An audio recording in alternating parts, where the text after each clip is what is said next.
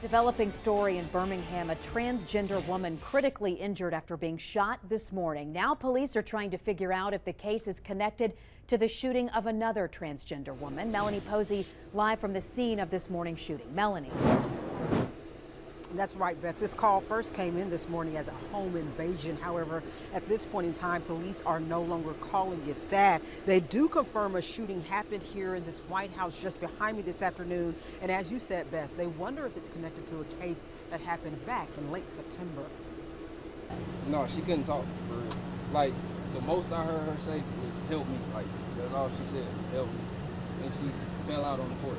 That's what Darius Foster says he saw when he returned from the store Monday morning. He says he knows the man who shot his girlfriend, who is described as a transgender woman. While police search for the suspect in Monday's case, they also work to determine if it's linked to the death of another transgender woman. 30-year-old Hassan Amin Alford was found dead at the Kings Motel in late September. Police say in both cases, the victims were wearing blonde wigs and both were shot with 9mm handguns.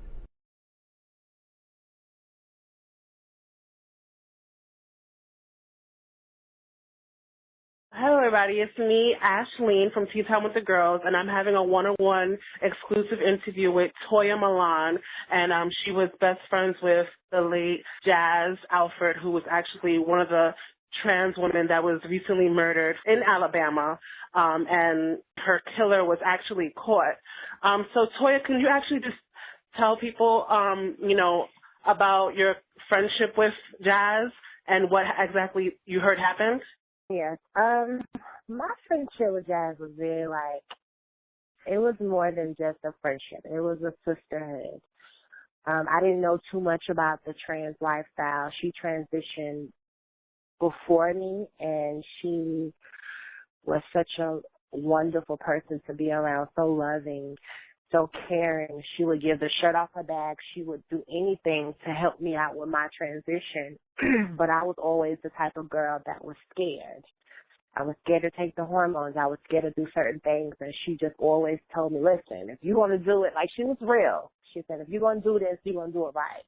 And we're going to do this together. And we would talk every day, every single day. She was actually 30 years old. I'm 26.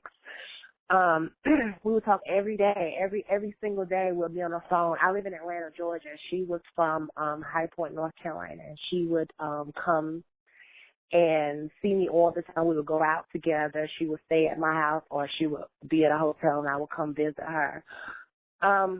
The week before this incident happened, she was actually in Montgomery, Alabama, which, I'm going to be honest, she was affiliated with the Backpage, Yes. escorting service. Yes, and that's common with trans women because, we always say it's survival sex work. That now it's like we want people to not be shamed. I mean, we're doing it to survive. So she was escorting in Alabama? Yes, she was escorting Alabama. And she was on her way to see me in Atlanta. This was on a Saturday. She was on her way to come see me, and her car stalled out, which the head gasket had blew, but she didn't know what was wrong with it. We didn't find out till later on. But she was on her way, and I was on the phone with her, and I was saying, boo, what you going to do? What you going to do? She was like, I don't know, I'm stuck. I got to find a tow truck to get me somewhere close. It was an hour away, an hour and 30 minutes from Atlanta, but it was like 45 minutes from Birmingham. So she was like, well, I'm just going to go to Birmingham. And I'm going to be honest with you guys, I already told her that I was so skeptical about Alabama because Alabama's crime rates are so high. And every time I turn on First 48, they were number one. It's always something in Alabama that happens. Yeah, and a lot of trans women that I know that are from Alabama, they usually leave. They hit it. Laverne Cox is from Alabama. No one really stayed there. Absolutely. And yes, Alabama and Mississippi are like number one for the racist stage. Yes, it's gotten better. I'm not going to say it hasn't. It's gotten better. But people still don't like black people. And black people, on top of that being trans, oh, God, Yeah. It's like, who are you? At this situation, the guy who murdered her, he was actually a black male. So this is just young black all the male. issues with a young black male and all the issues. And he actually was arrested for another crime. He tried to rob. But He had attempted. I'm going to get to that. Okay, I just wanted to say, because when we talk about the racism, it's internalized racism. It's bigger than that. I'm going to get to that too, but I'm gonna go to your statement. It's bigger than that. It's bigger about racism when it comes to black men and trans women. They look at us as predators. And I'm going to say this, and I'm going to be honest. When you are a black trans woman and you are an escort, when it comes to younger black men, they look at you as cha-ching. And that means they look at you as money. So many of us transsexual women look for love, and we look for companionship, and we look for somebody to just accept, not knowing that 9 times out of 10, they don't want the same thing. They just want the extra baggage that come with you doing what you do, because they know that you're always going to have money. Mm-hmm. In this situation with my sister, it wasn't about her. I don't feel. It wasn't necessarily, yes, it was about being trans, but it was necessarily him in his mind thinking that he was going to be able to rob transgender women because he knows that they make more money, than biological women that are born. And escorting. Yes, ma'am. Because, okay, I'm going to take you through the day. It's a little hard for me, but I'm gonna go ahead. Okay. So back to what I said. I talked to her Thursday. And Thursday came around, and we talked all day Thursday. And I was like, girl, I'm going to sleep. I'm tired. It's late. So I said, okay. So 2:30, 3 o'clock is when I usually call her back, and that's a.m. And she didn't answer the phone because I'm thinking maybe she has a date or something. Maybe she's busy. So I ended up saying, okay, well, I'll just call her tomorrow. So Friday is when I'm like, damn, I hadn't heard from my sister. I hadn't heard from her all day. So I called her, and it kept going to voicemail. So about 8 o'clock, I'm like, you know what? F this. I'm going to call the hotel because I knew what room she was in because, like I said, we talked every day. So I called the hotel, and I asked to speak to room 226. And I called her by her real name, which is Jazz Alford. And the man told me in a very nonchalant attitude, he said to me, no one's in that room. I said, you're a lie. My sister's in that room. She's trans, and she's in that room. Oh, well, there was a tragedy.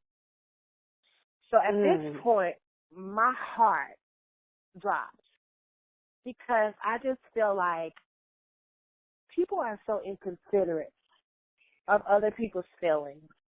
And at the end of the day, when something tragic happens and y'all have no way of contacting the loved one and the loved ones have to find their loved ones, I think you should be a little bit more considerate. So he says to me, it's sad. This is before he told me that you need to call Birmingham police station. I said, okay. And he said, it's sad, and it's going to get even more sadder. I said, what, I started cussing because I'm that sister that I have no filter. So I'm that sister like, I don't know if I can cuss or not. I said, what the hell do you mean? What do you mean, sir? And he's like, no, well, just contact Birmingham police station. So I hung up with him, and I called Birmingham police station. And a lady operator gets on the phone. I said, ma'am, was there a death at the Kings Inn? She says, yes, but they haven't identified a body. They don't know nothing about what happened, which I'm so confused about that. But they didn't know nothing that went on. They just said, yes, it was a death there. Call the coroner's office.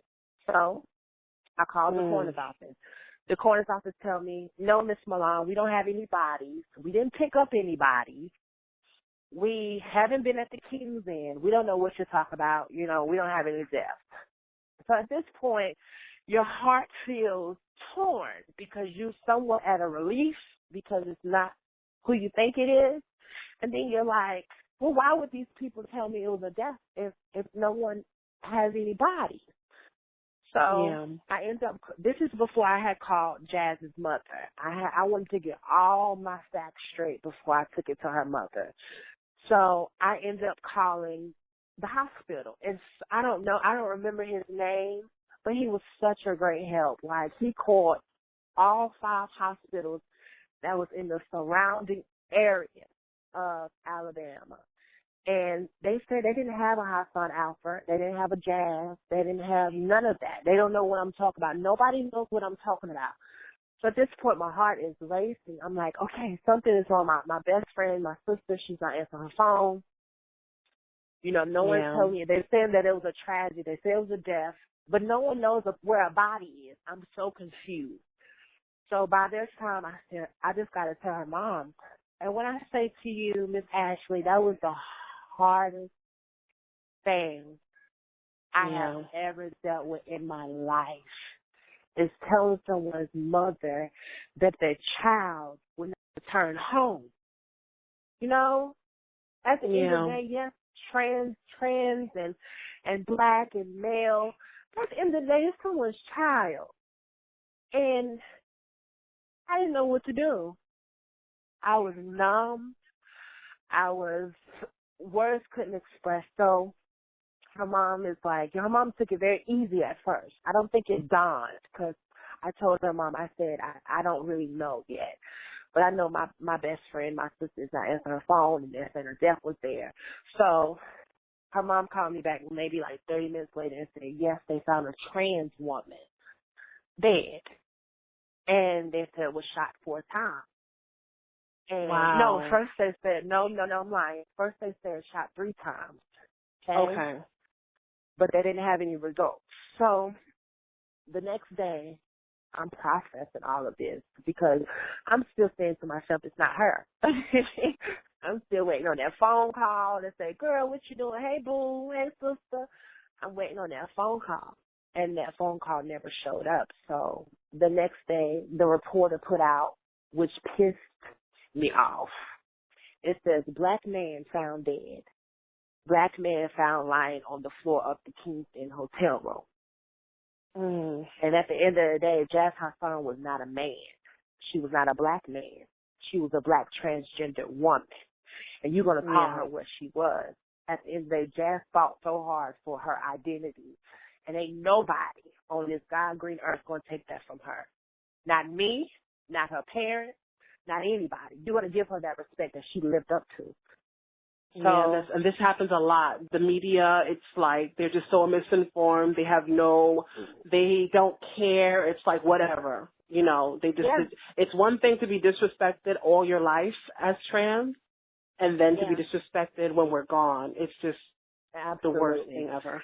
And the story gets more complicated. So my other sister, her name is Dee. I wish she was on the phone so she could talk to you. So we're trying to put the pieces together. We're like, who could have done this? Could it have been a back page date? Because my sister told me Thursday that she was going to have company. She said, girl, I'm going to have company. But usually her company doesn't come from back page, because every girl knows that works as a trans woman, know that works from, you don't have, those ain't company. Those are clients, and those are money. Yeah, we don't mix business and pleasure. Absolutely not. So she said she was going to get a date, get her friend to come over from POF. I knew where he was from, or Badu. Those are not social media. And those are sites that a lot of trans women on. And I actually had a disagreement. I don't want to take away from the Jazz story, but I was actually arguing with POF because I said that they delete accounts that say if you put transgender and if you put transsexual in the title, or if you put transsexual anywhere on the page, they delete the accounts. And I said, this is why a lot of the murders are happening, because men are not reading the pages. We're not allowed to put that we're trans, so how could we identify who we are to these men that come see us? And when they act in rage and violence, it's who's taking the accountability for this? These websites need to allow us to put that we're trans, because these men are just coming. They see a pretty face, and then they're not knowing nothing else about us. We assume that they read the page, and they're not reading it. But so she met the guy from either Badu or Plenty of Fish. Now, not the killer. Now, that's why I said the story gets twisted. Oh, okay. We had a dude. Yeah, this is where the story gets twisted. There was a dude. I'm going to say his name because I don't care. His name was Weaver. And My sister Dee Dee called him that Friday when we found out the news, you know, because he's visited them before and he's chilled with them before. So she wanted to ask him if he heard anything about the news. Not him chilling with Jazz, but him knowing about the story because he lived in Alabama. So he called her back like Tuesday. He called her back Tuesday. And he got on the phone. He was real, like, nonchalant. Yeah, I chilled with her Thursday. I left at 5 o'clock that morning. So my first instinct was to say, you're a suspect, because they found her body at 11:15 when the housekeeper walked in the room. You were the last person that came into her room. I feel like you were affiliated because you were there. You told me that she was sleepy, and I thought that she was on drugs. First of all, if anybody knew Jazz didn't do no type of drugs. She didn't even barely drink. I had to make her drink because I like the alcohol. But she didn't drink. So I knew that you were lying. She just wanted you out. So he told us, yeah, and I walked downtown and I seen the police and I asked the police what happened, and they said that it was either a drug overdose or somebody got shot. So I snuck around the alley. And I'm like, if you were her friend and you were just there at the hotel room, why would you have to sneak to go see what happened? Okay? Why would you have to sneak to go see what happened if you were just there at her hotel room? So it pissed me off. So long short, so the details about the thing was she was shot 4 times. 2 times in the head. They trying to say that she was shot in the nose area, and then the other bullet went out the door. So basically she was at the door trying to get the person out of the room. And they said whoever the person was, he was laying on the bed because the angle of the gunshot wounds were towards, and they were diagonal to where the door was. I have pictures of the door and stuff. And they said that her blood leaked to the next room over, and there was blood on the 3rd floor. So in my mind, so her blood leaked to the next room? It leaked to the next room, but her blood couldn't have got to the 3rd floor.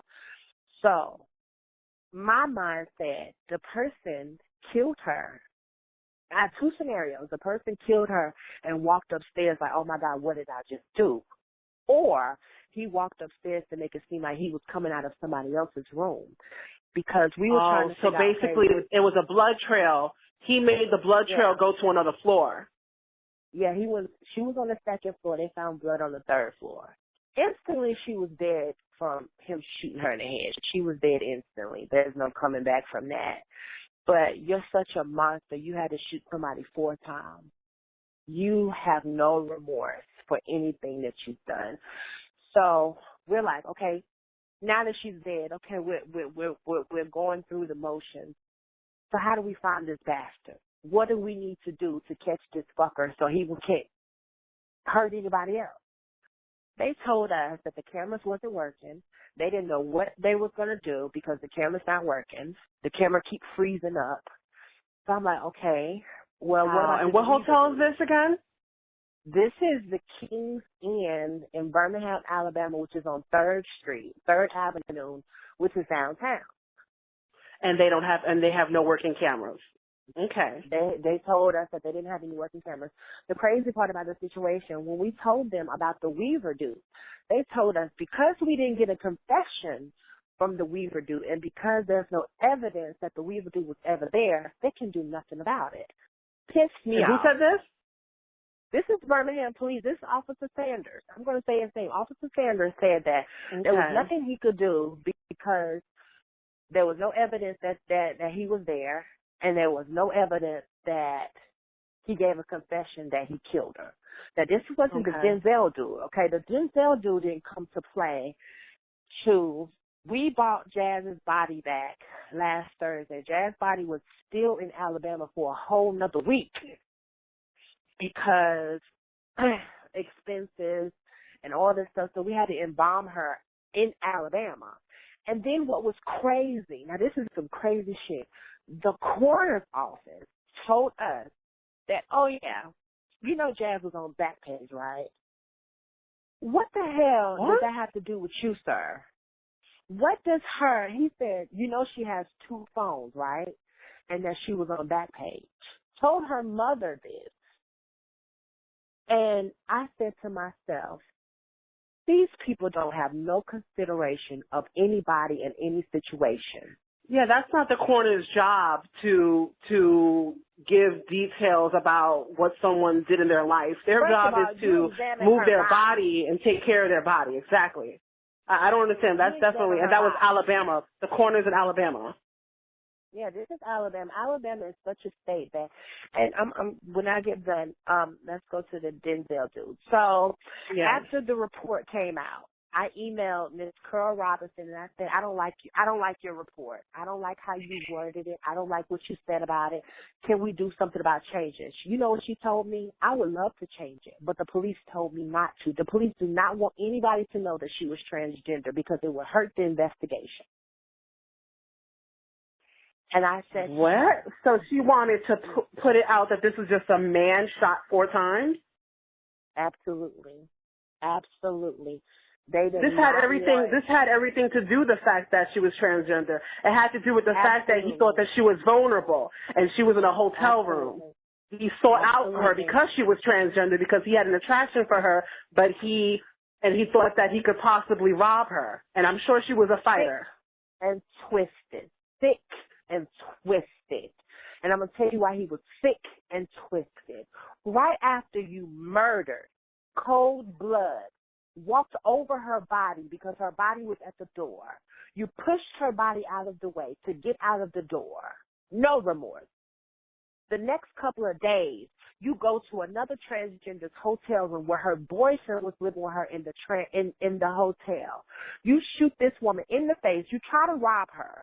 And the boyfriend saw you outside and beat it on the car, and you were found the next day. You have no remorse. You are sick and you're twisted. And that's the result of saying that if you do not like and you do not accept what transgenders represent, stay the fuck away from them. Straight out of that. So basically, so right after he murdered Jazz, the Denzel guy, he went in to go see another girl, possibly off of another social media app.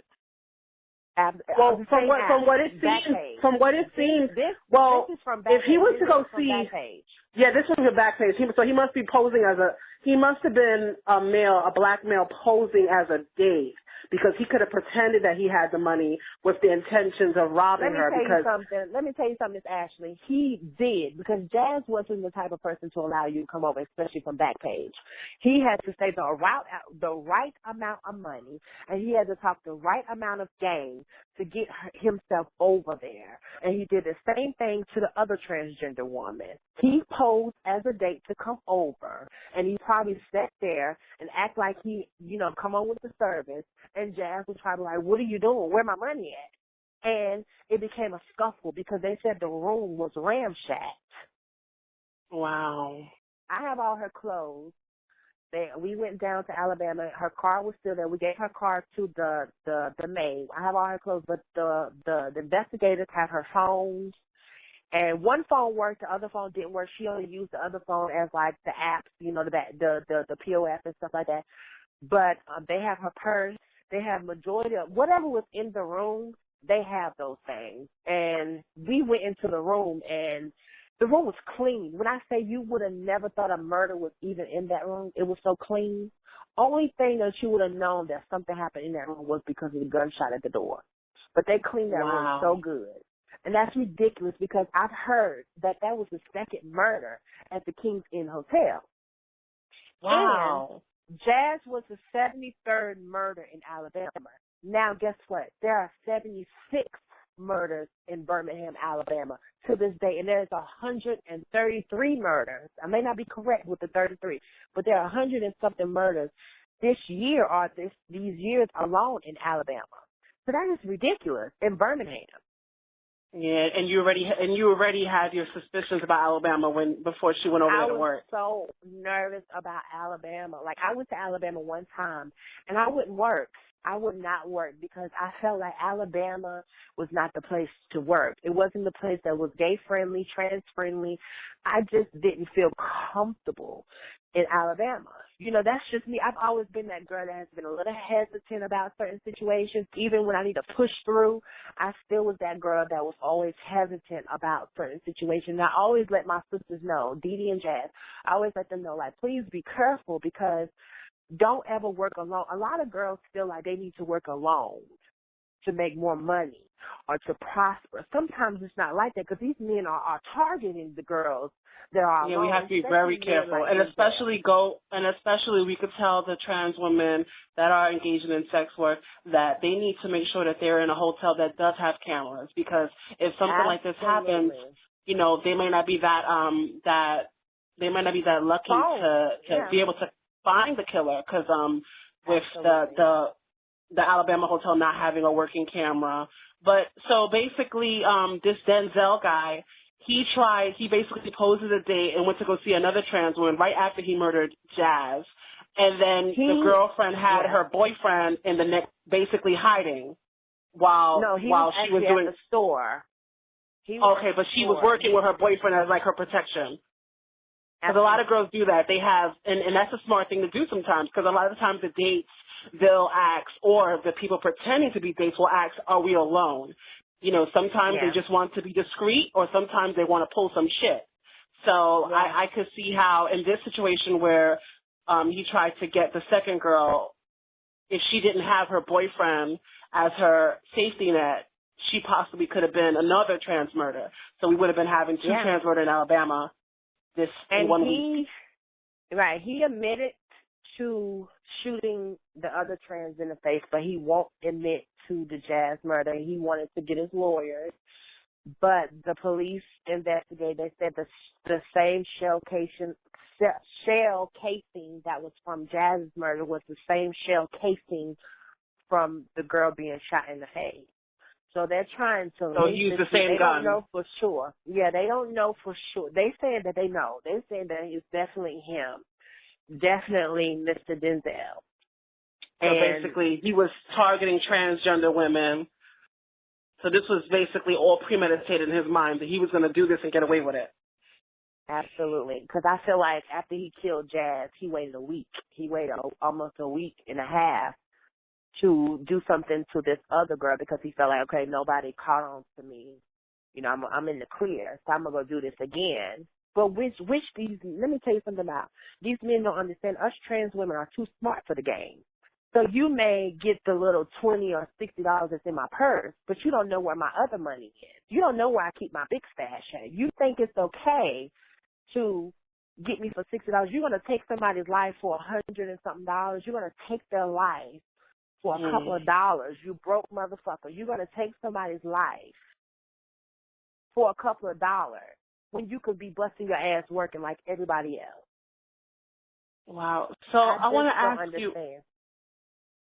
So I want to ask you, how is it that he was found? Like, how did Denzel become? Who turned him in, or how was he caught?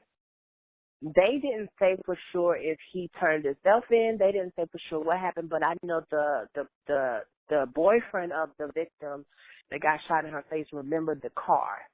The boyfriend said he couldn't see inside the car, but he knew what the car looked like. He knew everything about the car. So that's how they found him. And like I said, he, pretty much told the police that, yeah, he did the shooting with the trans, which I know nothing about. And I feel like they should say something to her.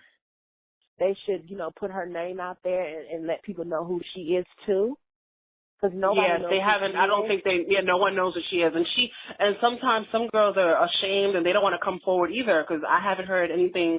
I heard that he tried to attack another woman again, but I didn't know that he actually shot another woman. I know that he tried to rob. Yeah, he shot her in the face, and these police officers in Birmingham, Alabama, are not cooperative.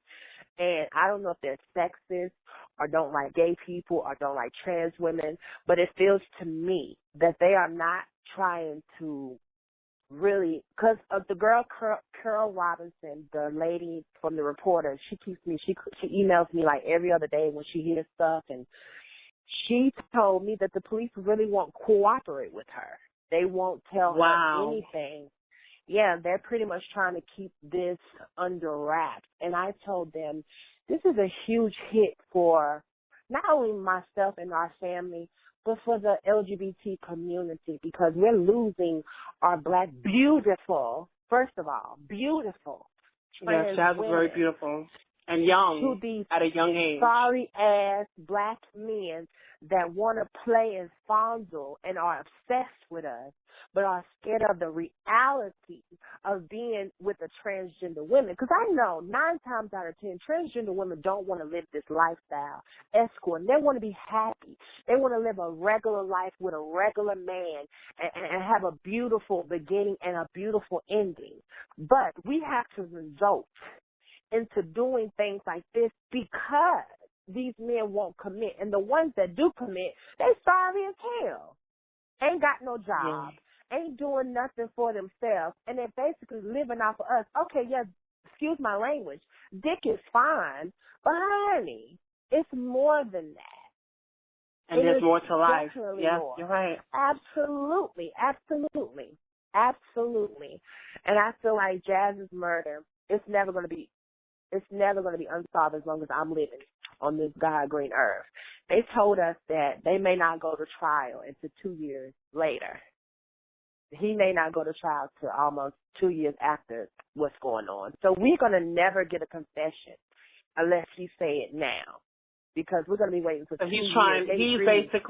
So this Denzel guy is trying to lesser his sentence by only admitting to one shooting, but when he, in reality, shot 2 trans women in 1 week. Yeah.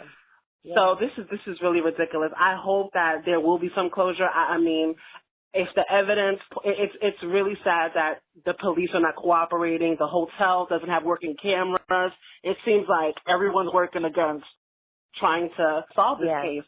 But I want to thank you so much for sharing your story with me. Is there anything that you wanted people to know about Jazz? I just want people to know the basics. You know, everybody is different. Every trans person goes through different obstacles in their life, and every trans woman has different overcomes.